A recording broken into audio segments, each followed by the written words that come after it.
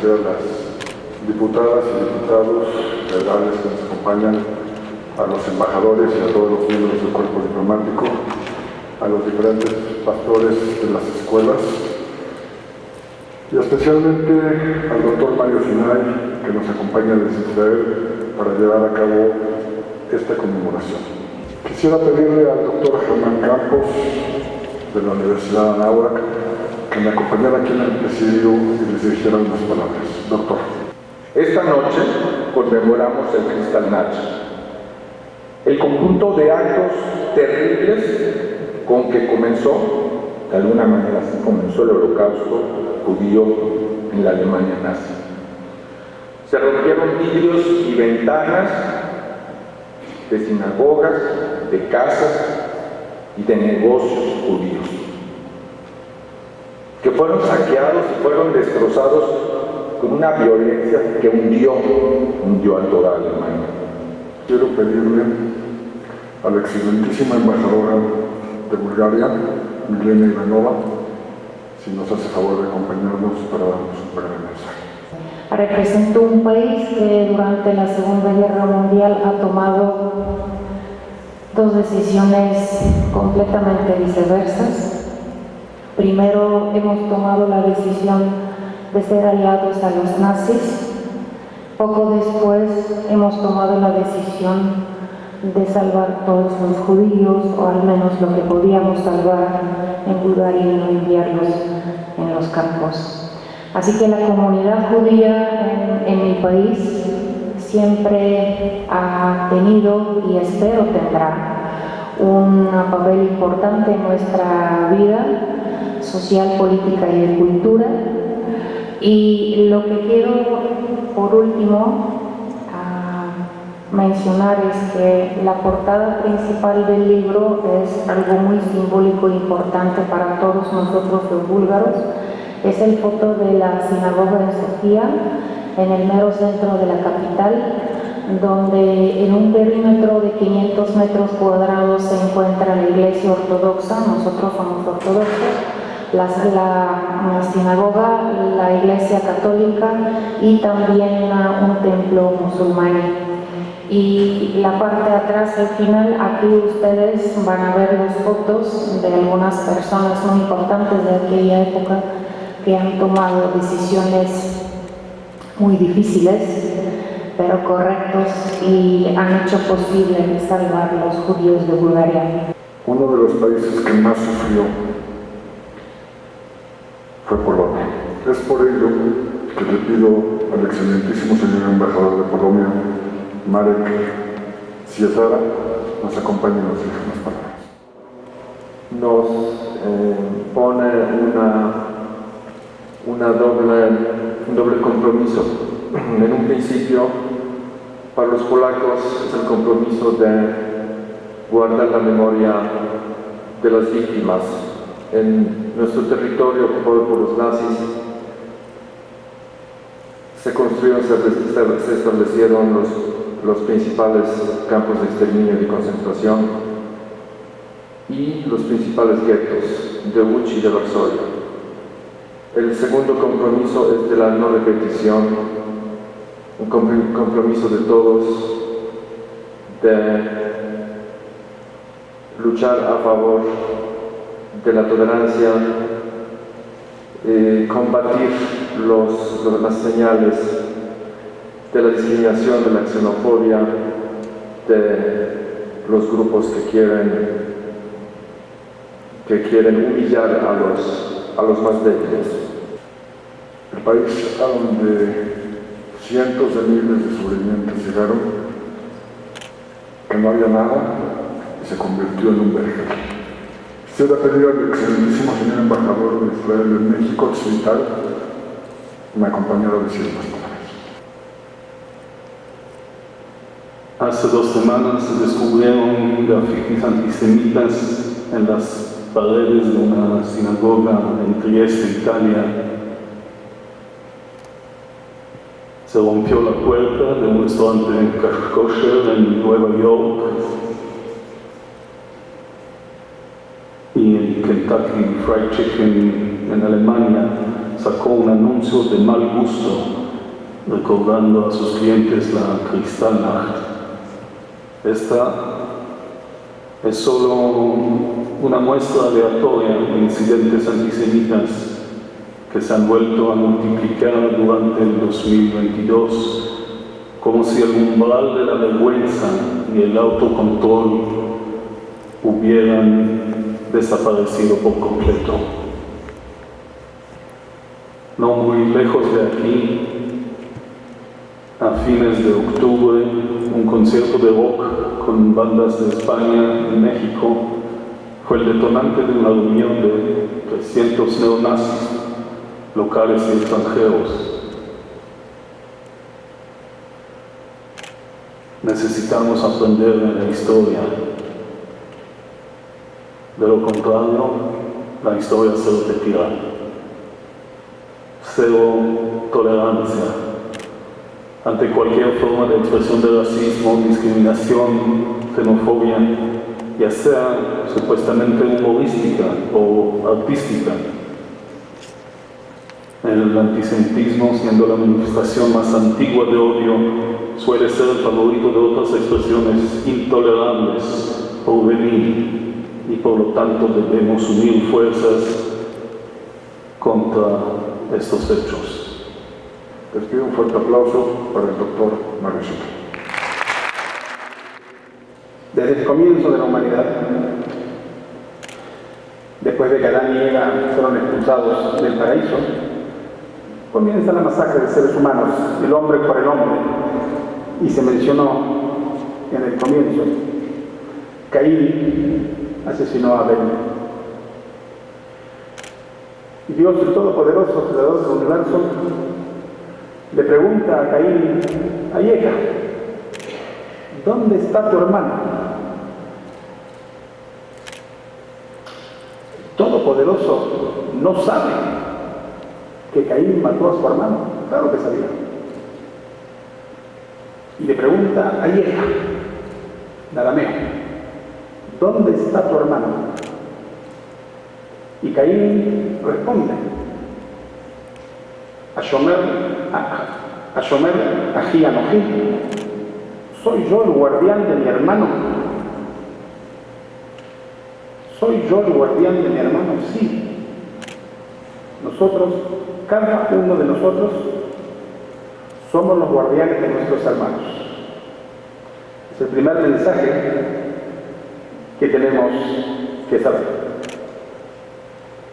Quiero agradecer enormemente a mi amigo Dan Tartakovsky, embajador de la Bnei Brit en el Alto Comisionado de Naciones Unidas, y con su generosidad me invitó a México para darme la oportunidad de hacer varias presentaciones y conmemorar esta noche de la Kristallnacht. Agradezco la nobleza de la Universidad de Anáhuac, sede del conocimiento, del pensamiento crítico, la cultura y la investigación en México, para poder hacer esta conmemoración. Agradecer a los diputados y las diputadas nacionales que están con nosotros, a los pastores que están con nosotros, al excelentísimo embajador de Israel, Svital, Kvoda Shagrir, a la embajadora de Bulgaria,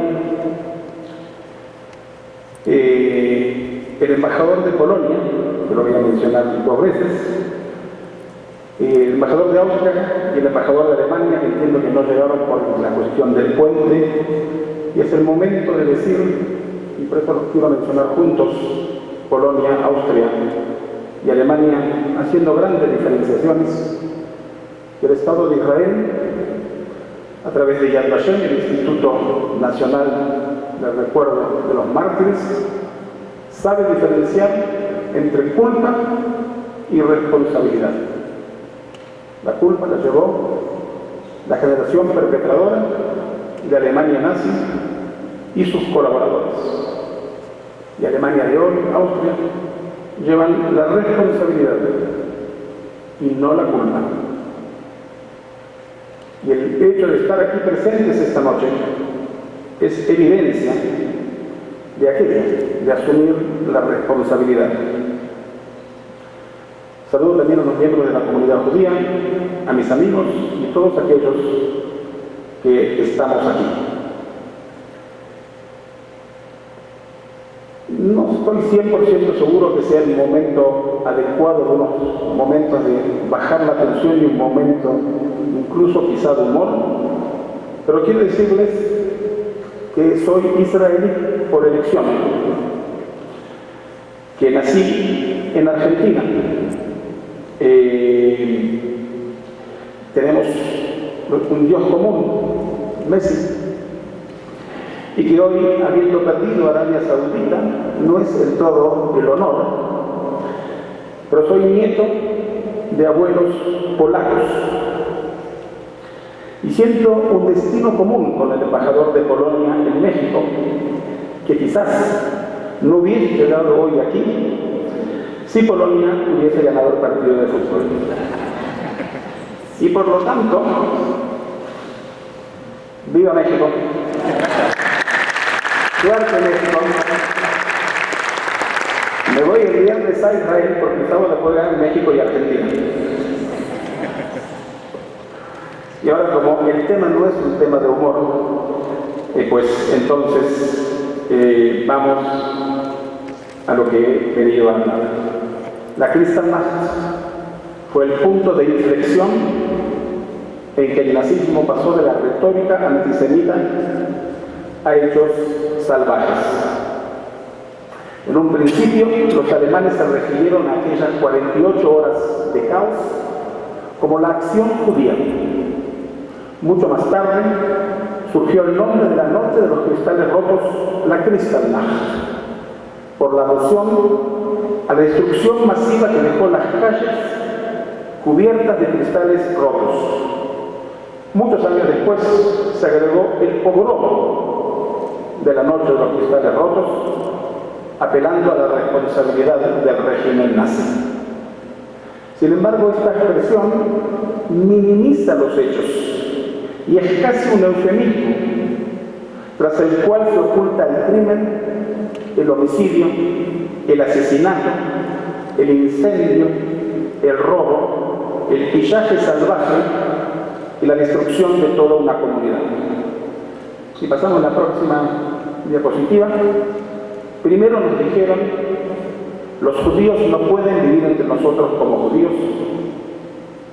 Después nos dijeron: los judíos no pueden vivir entre nosotros. Y finalmente dijeron: los judíos no pueden vivir. Próxima diapositiva.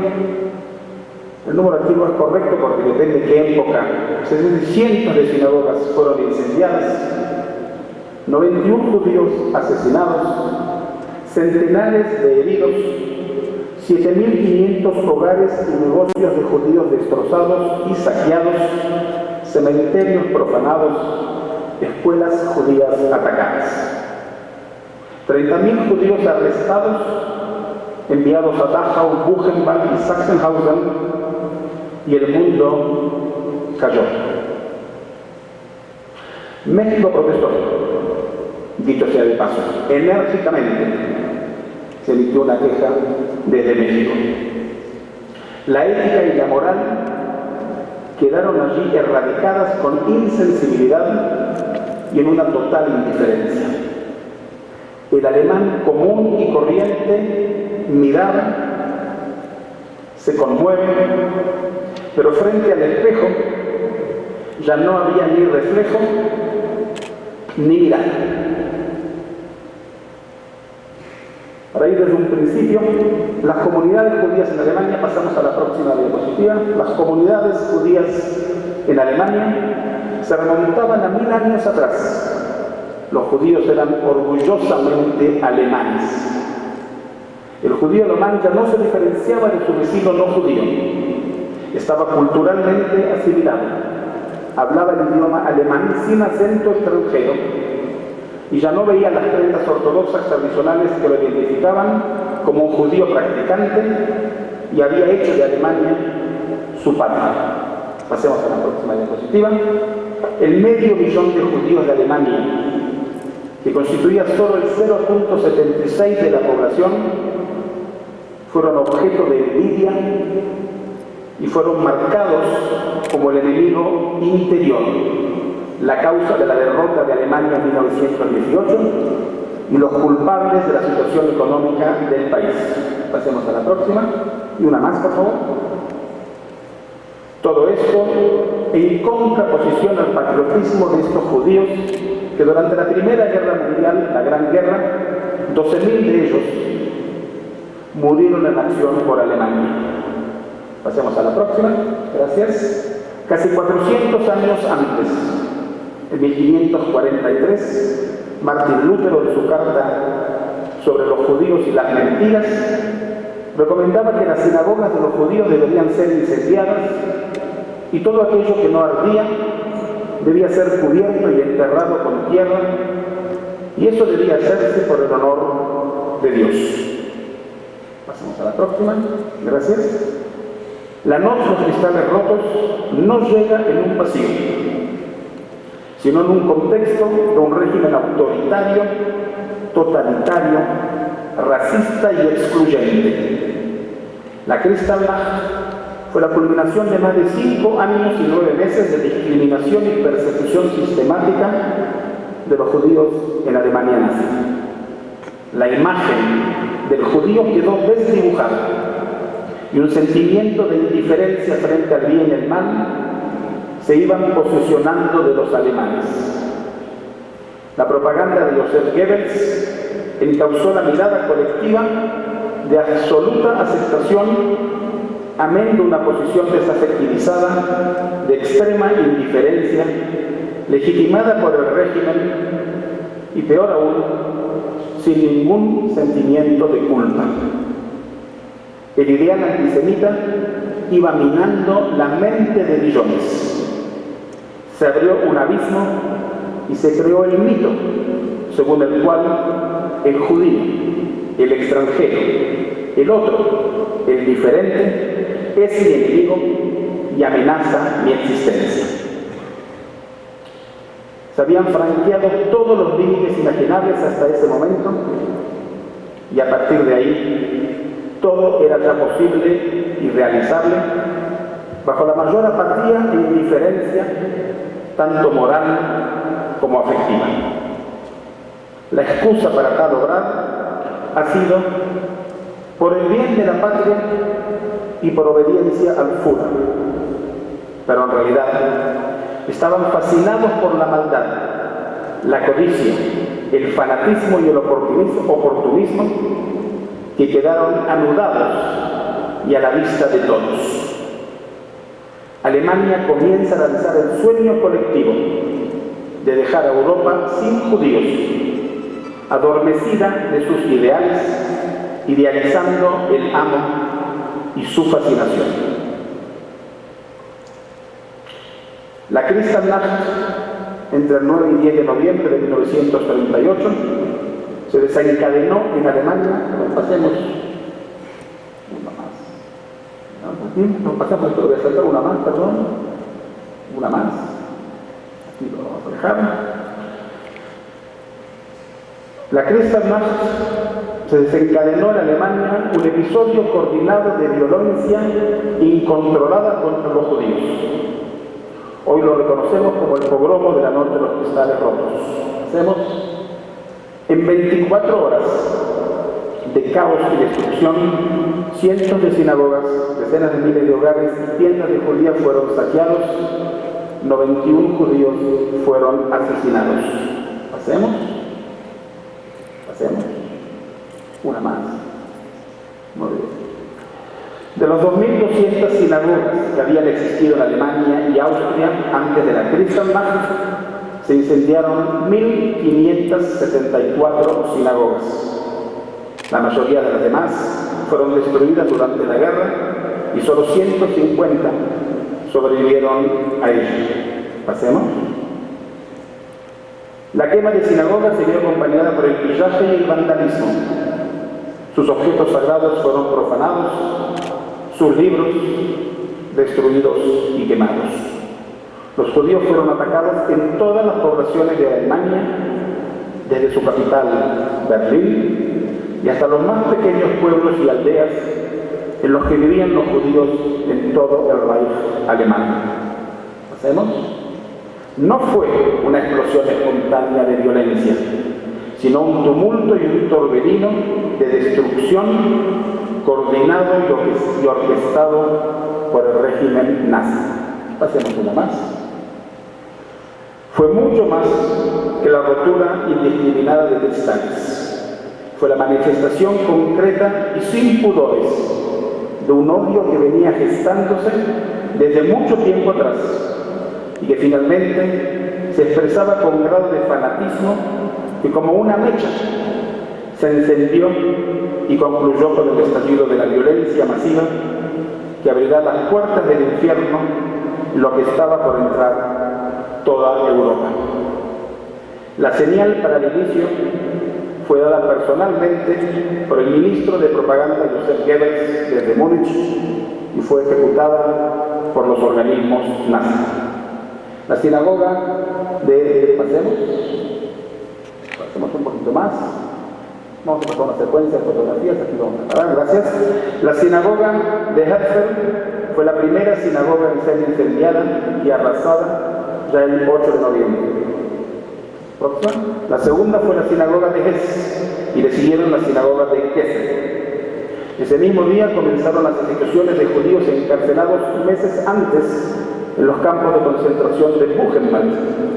El número asesinado, según el historiador Martin Gilbert, se estima en 70.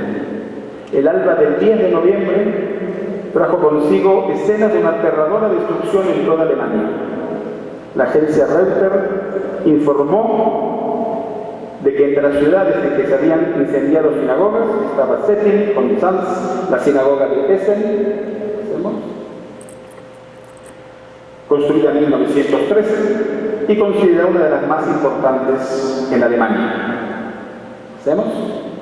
Dora Unger, sus padres, su hermano, su tío y su tía y dos primos vivían juntos en la casa de su abuelo en Essen, Alemania. Los Unger eran una familia judía ortodoxa. Cito: en octubre de 1938, cuando yo estaba en la piscina municipal, una maestra se me acercó con lágrimas en los ojos y me dijo: los judíos ya no pueden nadar aquí. Apenas una semana después, el 9 de noviembre, los judíos fueron arrestados y sus propiedades destruidas. Un vecino trató de protegernos, pero esa noche toda nuestra familia se escondió, pero los nazis descubrieron nuestra casa. De repente un hacha voló la ventana y me dio en la cabeza. Unos días más tarde huimos a los Países Bajos, o sea, Holanda. Próxima fotografía. En Mainz fueron destruidas 6 sinagogas, junto al colegio religioso, el museo, la biblioteca y el cementerio judío. Próxima diapositiva. Próxima. En la ciudad austríaca de Graz, del laureado Premio Nobel Judío en Medicina de 1936, Otto Lowy, su sinagoga y el colegio judío a orillas del río fueron destruidas. Se informó de destrucción de sinagogas en toda Austria: Linz, Salzburg, Bad Helm, Bad Gastein. En Viena, los ataques fueron coordinados por los SS austríacos. Camiones llenos de judíos fueron conducidos a la calle Moliner, donde se les forzó a demoler una sinagoga. En total, durante la Kristallnacht, fueron destruidas en Viena 95 sinagogas y centros de oraciones. 30 judíos se suicidaron. En ocasiones se destruyeron sinagogas en ciudades en las que ya no había judíos, como el caso de la ciudad austríaca de Eichstätt, cuyos judíos habían sido expulsados inmediatamente después de la anexión de Austria. El 10 de noviembre fueron arrestados en Viena 10.000 varones judíos, y de esos 4.000 fueron deportados a Dachau. Próxima. Desde Múnich, la prensa británica informó de 4 ciudades al sur de Alemania en las que se habían destruido comercios judíos y quemado sinagogas: Múnich, Nuremberg, próxima por favor, Bamberg y Bayern. Y hubo también casos excepcionales de humanismo, que también esto es importante rescatar. El arzobispo católico de Múnich, el cardenal Michael von Fauconheim, entregó un camión al rabino Dr. Leo Barnewall para que rescate objetos religiosos de la sinagoga Ohel Yaakov antes de que la derribaran. Fueron demolidas las sinagogas de Potsdam, Brandenburg, Cottbus. En Wiesbaden fueron arrestados más de 2.000 judíos, junto a todos los rabinos, y todas las sinagogas del distrito fueron quemadas. Próxima. Fotografías que a veces nos causan errores, porque justamente la sinagoga de Oranienburgstraße en Berlín no fue destruida en la Kristallnacht, debido a que el jefe de la policía local, Wilhelm Kreutzfeld, insistió en que era un edificio histórico y protegido. Sin embargo, fue saqueada y la sinagoga fue destruida. La próxima. La sinagoga fue destruida justamente por el bombardeo británico sobre Berlín el 22 de noviembre de 1943. Si bien esta se salvó, 11 sinagogas en Berlín fueron incendiadas, incluyendo la sinagoga, próxima diapositiva, una más, incluyendo la sinagoga de Kurfürstendamm, fundada en 1912, que quedó en ruinas. En palabras del corresponsal del Daily Telegraph en Berlín del 11 de noviembre de 1938, cito: "El odio racial y la histeria parecen haberse apoderado por completo hasta de la gente decente.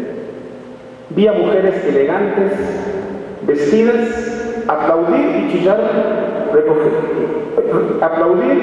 regocijadas, mientras que madres respetables de mediana edad levantaban en el aire a sus bebés para que vieran aquello que parecía tan divertido".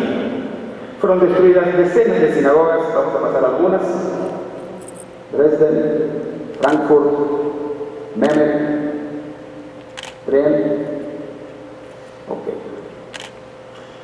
Escribe el cónsul americano en Leipzig, David Baufum: "Los edificios judíos fueron destruidos, demolidos o saqueados. Un joven judío fue herido. Camas y otros muebles y afectos personales son lanzados a través de las ventanas".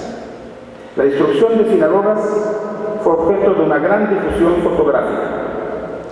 10 de las 16 sinagogas de Hamburgo fueron incendiadas o destruidas. Pasemos. Rosa Carmen Aracay de Carabillo Rimaes, esposa del vicecónsul brasilero y funcionaria de la Oficina de Expedición de Pasaportes del Consulado brasileño en Hamburgo entre 1936 y 1942, justa de las Naciones, ayudó a judíos alemanes a conseguir visas para Brasil. Ofreció refugio al doctor judío Hugo Levi y su esposa, escondiéndolos en su consulado. O sea, hubo casos. Pasemos.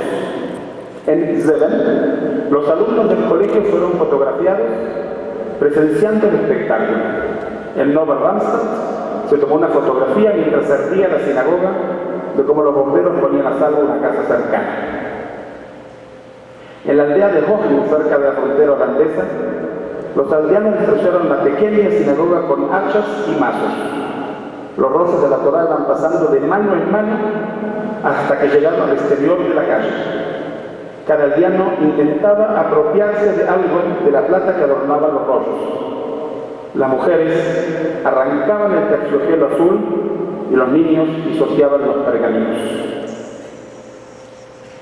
Conocemos solo 3 aldeas alemanas en las que los párrocos y los alcaldes impidieron el pogrom en sus aldeas: Wermensee, Dresden y Lamberten.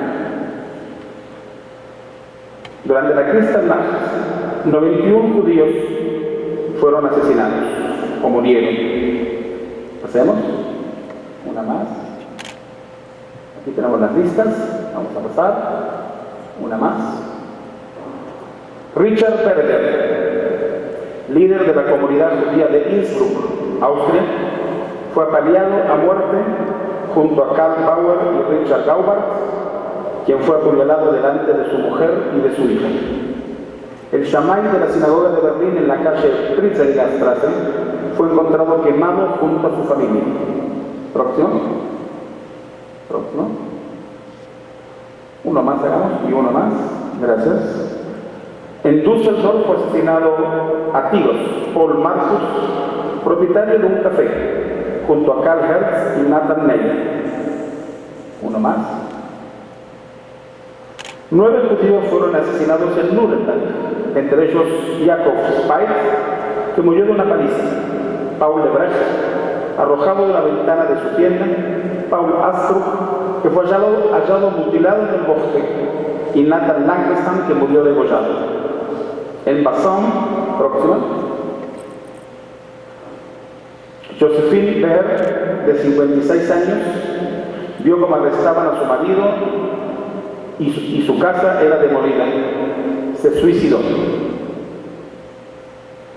En Glasgow, donde sus 2 sinagogas fueron arrasadas, Leonard Plager fue arrojado a través de una ventana y murió. Próxima. En Hasbro, Max Freudrich, padre de 3 hijos, fue asesinado al ser detenido. Próxima. Una más. Gracias. En Bakum fue asesinado Alexander Falk, tenía 95 años. Una más. Gracias. Susan Stöber, una viuda de 80 años, fue asesinada en Eberstadt por un agente de la SA. Una más. En Bremen, Zelma Zabielski fue muerta a tiros cuando se negó a revelar el paradero de su marido. Para ir finalizando, una más y llegando al epílogo. Todos los eventos de la Kristallnacht ocurrieron en un lapso de 24 horas. A las 5 de la tarde del 10 de noviembre, Goebbels emitió la orden de que se pusiera fin a estas manifestaciones espontáneas. Muchas sinagogas aún seguían ardiendo. El periódico americano Times, en su artículo Un día negro para Alemania, del 11 de noviembre de 1938, decía, cito, hacemos una más, porque aquí lo tenemos, gracias. Ningún propagandista extranjero empeñado en ofrecer la imagen de Alemania ante el mundo será capaz de superar la historia de incendios y palizas, de ataques de matones contra gente indefensa e inocente que ayer hizo caer en desgracia a toda Alemania. Hacemos una más. La Kristallnacht había llegado a su fin. Las bajas jamás han podido ser estimadas del todo. El 11 de noviembre, pasemos una más, se presentó un informe a Heydrich que establecía los resultados provisionales. 77 sinagogas habían sido destruidas y otras 191 habían sido incendiadas. Se habían demolido 29 grandes almacenes de propiedades judías y destruido 815 tiendas más y 117 casas privadas. Habían muerto 91 judíos. El número de comerciantes, de comercios destruidos y hogares saqueados era en realidad de varios miles. El número total de sinagogas destruidas superaba el millar. Eran 1574. Hacemos una más. Una más. Gracias. El acontecimiento recibió una amplia cobertura en la prensa internacional. Ningún acontecimiento en la historia de los judíos alemanes entre 1933 y 1938 fue objeto de una cobertura similar. Pasemos uno más. Aquí lo vamos a dejar. El mundo miró atónito lo que ocurrió y aunque la prensa internacional condenó el hecho, no tuvo poder de reacción. La Kristallnacht marcó el momento en que el nazismo no pudo considerarse otra cosa que una fuerza política maligna. Fue el momento en que Alemania y los alemanes perdieron toda apariencia de respetabilidad. Sin culpa y con legalidad a favor, todo quedó permitido, sin frenos ni limitaciones, ante una voluntad perversa. No se alzaron voces en Alemania condenando los actos. Quedaron todos silenciados por un sentimiento de complicidad o estupor. El mundo civilizado se sintió, o debió de haberse sentido, ultrajado. Aún no eran épocas de guerra.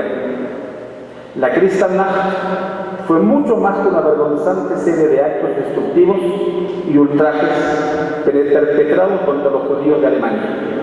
Fue un punto de inflexión que marcó el momento en que Alemania se alejó de todo estándar europeo y de lo que constituye un comportamiento aceptable entre las naciones civilizadas. Los acontecimientos de esta noche singular fueron un hito en la historia universal de la humanidad. El nombre con que se conmemora y se bautizó aquella noche de terror, la Kristallnacht, fue para los perpetradores tal la destrucción que el nombre reflejaba tanto su sensación de triunfo como su desprecio por los judíos. Triunfo sobre lo que habían destruido.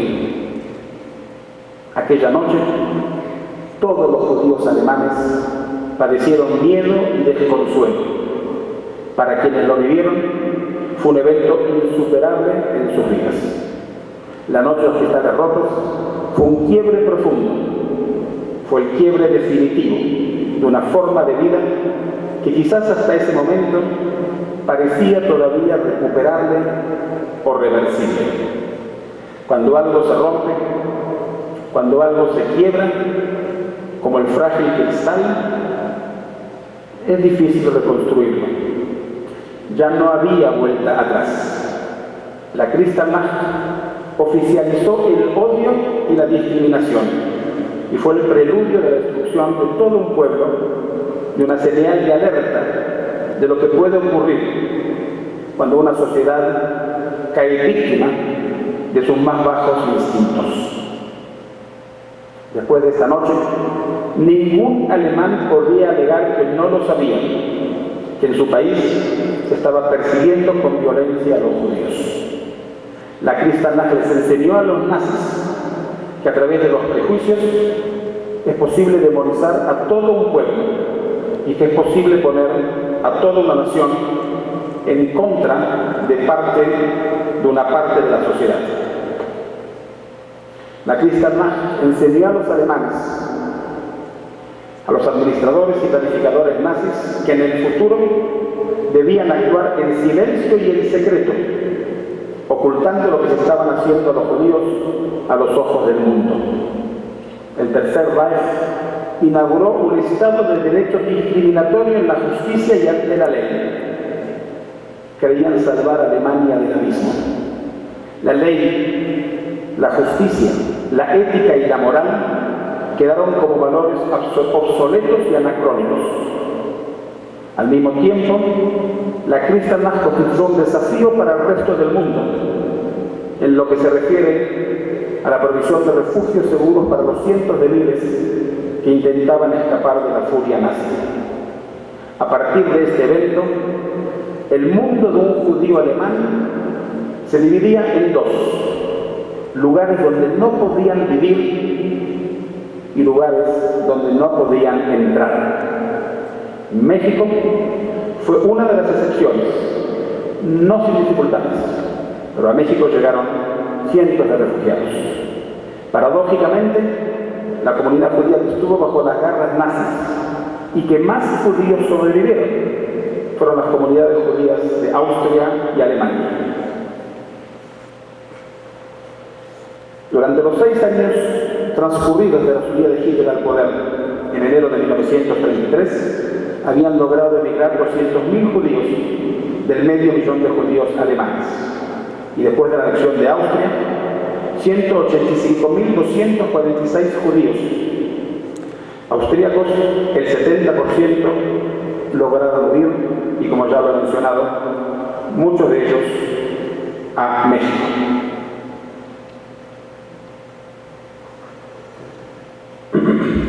pasar porque son cosas, lo estoy saltando un poquito, son barcos de refugiados que han llegado con españoles y judíos, lo voy a saltar. ¿Lo tenemos? Esto quiero dejarlo en forma de coincidencia, quizás una coincidencia histórica. El 9 de noviembre de 1938, es decir, el mismo día en que Alemania ocurría la Kristallnacht, la comunidad judía de México fundó el Comité Israelita de México, institución que tenía por objetivo brindar ayuda a todas las personas cuyas vidas peligraban en el continente europeo ante la amenaza hitleriana. Apenas un día después, y lo estamos viendo, es decir, el 10 de noviembre, el periódico mexicano El Yiddish Der Weg hablaba del ataque de la comunidad judía en Alemania, así como de los brotes de antisemitismo que ya eran más que evidentes.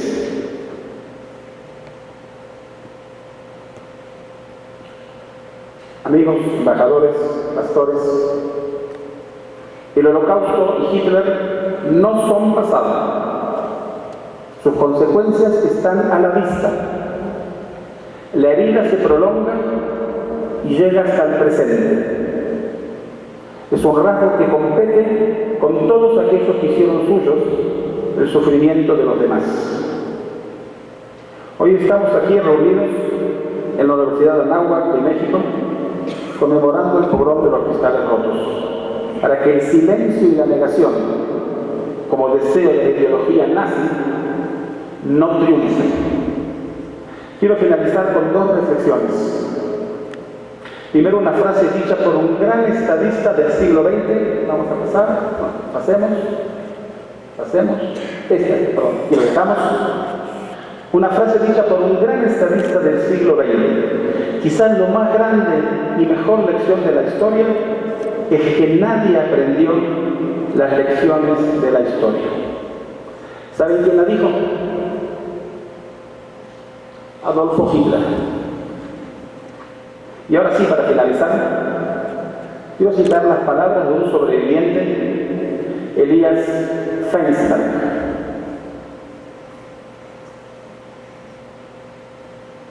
El hecho de que las lágrimas se han acabado no quiere decir que la tristeza se haya marchado.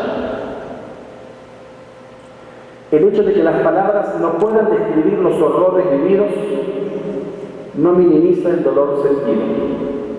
El hecho de que las pesadillas hayan cesado no significa que el monstruo se haya extinguido. El hecho de que yo siga vivo hoy no implica que una parte de mí haya muerto allá. El espíritu infernal de la destrucción es imborrable. Gracias.